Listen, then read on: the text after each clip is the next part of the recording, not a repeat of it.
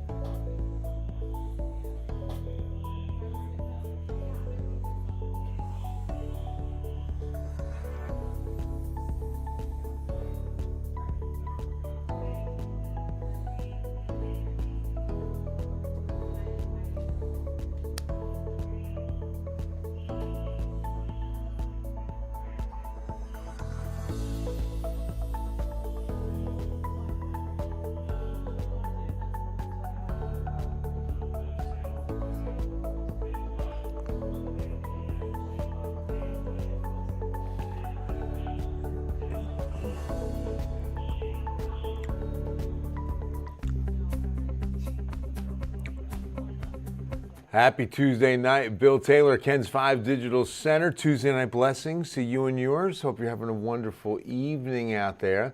A nice night indeed after a hot one. It's still pretty warm.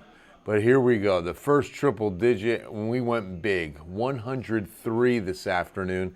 The official high. We hit 103 at about 3:45. The first high that came out with the climate report was 102 at about 2 p.m. which we both Ryan and Chopto and I were looking at each other like, that's early, because typically the highs hit around 4.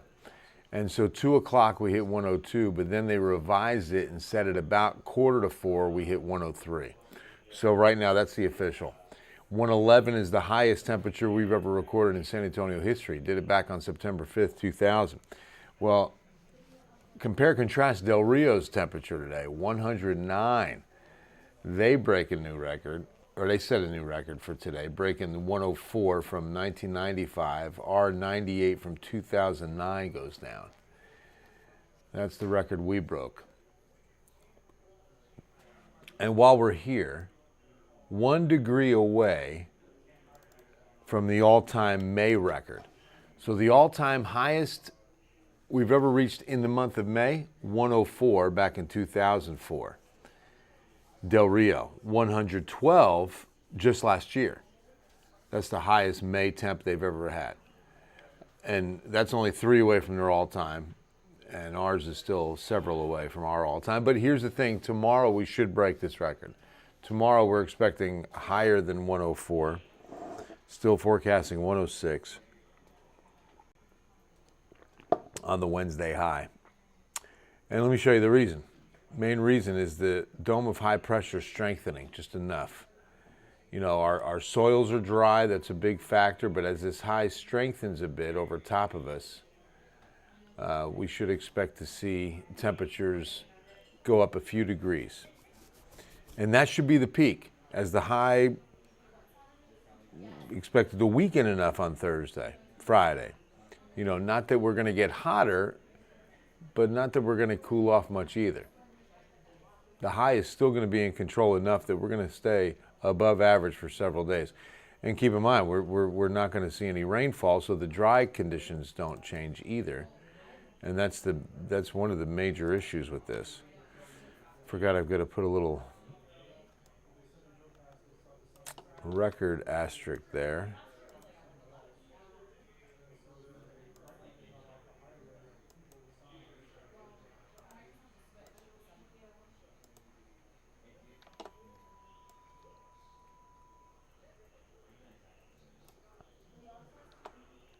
There.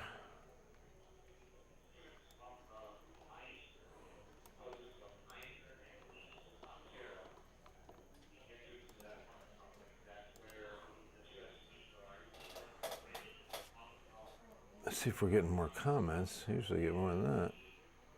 I thought so. Hey, Nathaniel. What's up, Vanessa? Good to see you in H-Town. Hi, Amanda. God bless you too, Paul. Hey, Hanak, good evening. Hope everybody's doing well. So please, I always give these reminders on heat-related symptoms. Heat exhaustion is turning into heat stroke when you stop sweating, when your heart rate goes up. If your body temp is up over 102 or 103, it's time to call 911. You're going into heat stroke, and that can be fatal. So just be paying attention to your body. Make sure you're hydrating. You're staying around the air conditioning between 2 and 7. Taking breaks if you work outside. Hopefully you're wrapped up by then, because especially tomorrow's going to be brutal. And we have to really be careful on these symptoms. Now, I also want to mention, I spoke to our good friends at Catholic Charities. They're going to collect fans now. We usually don't kick off Project Cool till the first week of June, but being that this is a major heat wave and a lot of folks are going to be hurting tomorrow without air conditioning, they're asking that you bring fans to any San Antonio Fire Department or even to the Guadalupe Community Center, if you know where that is. It's on Cesar Chavez, right across from Lanier High School. If you want to swing by there, if that's convenient, or any San Antonio Fire Department, you can drop off a new box fan and we will get it to the people in need. Project Cool is an annual summer campaign that we do to collect fans and distribute to those in need. But this go around, we're going to start a little early, and I'm so glad they reached out and said, "Could you please, just mention we're going to really need some fans, and this would be a great time to do it, considering what's going on." So, thank you, thank you, thank you. The other issue, because of the conditions in place, we've got some bad ozone getting cooked up. High pressure can trap a lot of lower level pollutants in the lower atmosphere. And remember, when there's no winds and then the heat of the day, we cook up a lot of bad ozone to the point where our live air quality monitors are still showing unhealthy air in San Antonio. Now, this in orange, it's for unhealthy groups. It's for unhealthy groups. It's for sensitive groups. Unhealthy for sensitive groups means sensitive groups being those with asthma, any respiratory issues like COPD. Infants and elderly too, are susceptible to breathing in a lot of that bad ozone and it really harming them. So this is typical in the heat of the day also, because that's when most of the bad ozone's cooked up.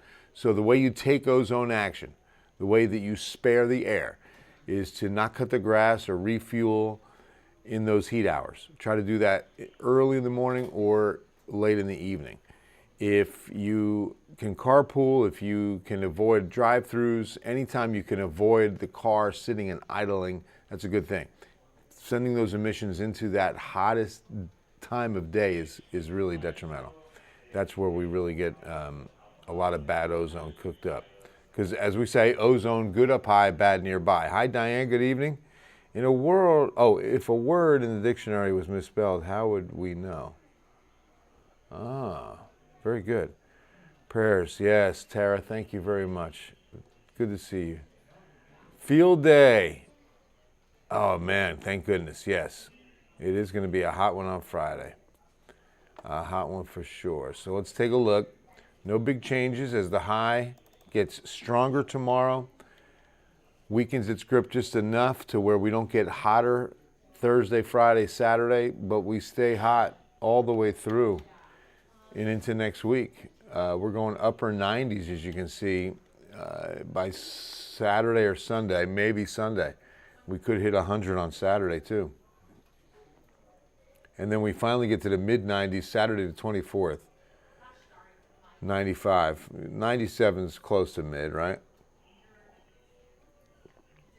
Got a chance of rain coming in, 21st, not excited about it. These are global models that are throwing in a little bit of rain, but only a 20% chance is the best we can do on that. We'll see as we get into next week if that can get moved up a bit, improved a bit. But as of now, it's only an isolated shower chance, unfortunately. Nothing we can bank on as this high dominates. Hey, Brian, Alicia, how are you? Oh, thank you very much. Oh, I appreciate you, brother. It was a real honor to sit down with the great Deborah Knapp and do that. Brian's talking about a special that we've got up on Ken's 5 Plus.